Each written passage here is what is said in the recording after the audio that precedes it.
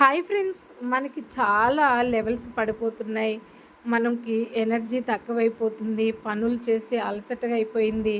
మరి ఇంక నేనేం చేయలేను, నాకు చాలా నీరసంగా ఉంది అని అనుకున్నప్పుడు ఒక్కసారి డ్రింక్ తయారు చేసుకొని, జ్యూస్ తయారు చేసుకొని తాగారంటే అసలు మీరు పోంగొట్టుకున్న క్యాలరీస్ అన్నీ కూడా తిరిగి పొందుకుంటారండి.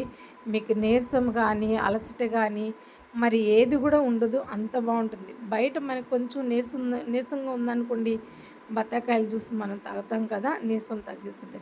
కానీ ఇంట్లోనే మనం తయారు చేసుకొని తాగామంటే చాలా బాగుంటుంది.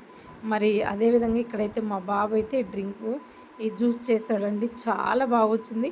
మా ముగ్గురికి మేము పోసుకోగా ఇక్కడైతే ఇంకా ఒక గ్లాస్ దాకా అయితే వచ్చింది ఫ్రెండ్స్. చూడండి, మేము తాగిన తర్వాత పోద్దాము అననైతే వాడు ఆ మగ్గునే తీసుకొచ్చేసాడు, ఆ జ్యూసర్ని.